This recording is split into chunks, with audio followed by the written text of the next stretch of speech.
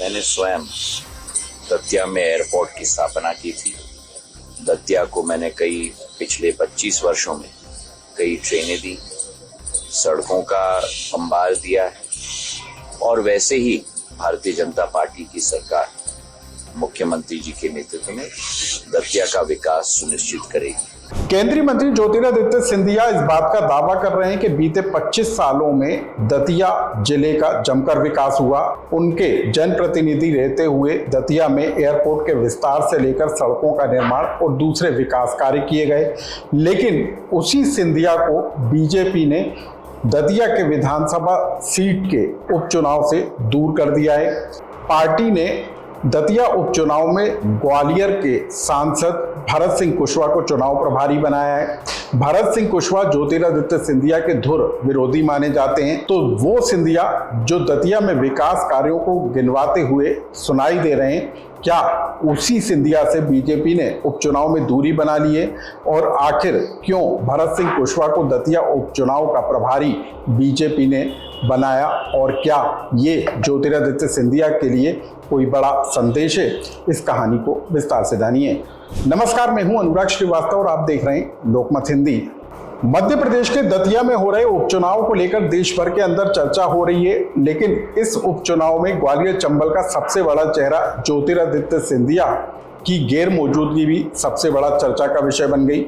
ज्योतिरादित्य सिंधिया इन दिनों 16 से लेकर 18 जुलाई तक अपने संसदीय क्षेत्र गुना, शिवपुरी, अशोकनगर के दौरे पर हैं, लेकिन इसी से लगे दतिया विधानसभा सीट के उपचुनाव से सिंधिया दूर हैं। हालांकि दतिया के उपचुनाव को लेकर ज्योतिरादित्य सिंधिया ने नरोत्तम मिश्रा के उन दावों के पलट कहा है कि दतिया का जो विकास हुआ है वो बीते 25 सालों का विकास है। ज्योतिरादित्य सिंधिया ये भी बताने से नहीं चूके कि उनके जनप्रतिनिधि रहते हुए दतिया में एयरपोर्ट के विस्तार से लेकर सड़कों के निर्माण तक में उनका बड़ा योगदान रहा, लेकिन जिस सिंधिया को क्रेडिट दतिया के विकास का जाना चाहिए वो नरोत्तम मिश्रा लेते हुए नजर आ रहे हैं। सवाल इस बात को लेकर है कि क्या ज्योतिरादित्य सिंधिया दतिया उपचुनाव में बीजेपी के लिए जरूरी नहीं है, क्योंकि पार्टी ने सिंधिया के विरोधी कहे जाने वाले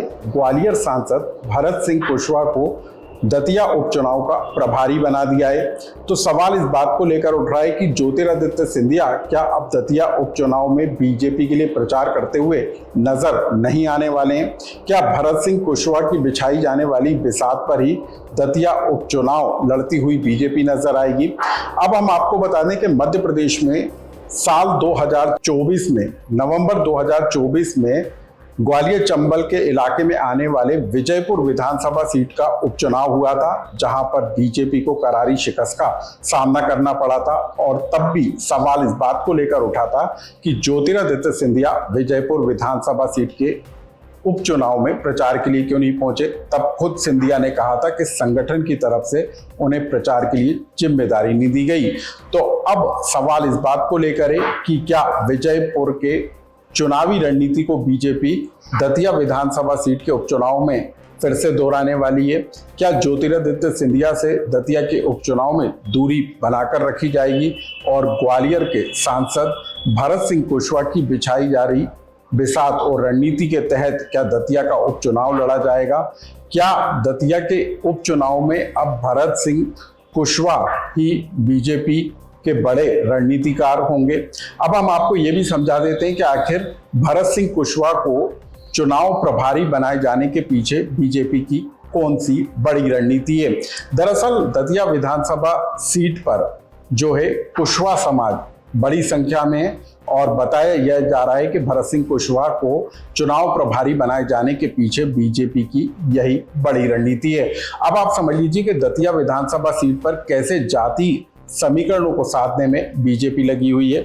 दतिया में जातिगत समीकरणों पर हम नजर डालें तो एससी वर्ग के करीब 60,000 वोटर हैं, ब्राह्मण वोटरों की संख्या लगभग 35,000 है, काची कुशवाहा समाज के 27,000 वोटर विधानसभा में हैं, बघेल, पाल और क्षेत्रीय समाज के करीब 25,000 वोटर हैं, यादव वोटरों की संख्या लगभग 18,000 है और वैश्य वोटर लगभग 15,000 हैं। और यही वजह है कि बीजेपी ने विकास कार्यों से ज्यादा जातिगत समीकरणों को साधने के लिए ग्वालियर सांसद भरत सिंह कुशवाहा को दतिया विधानसभा सीट के उपचुनाव में पार्टी का प्रभारी नियुक्त किया है।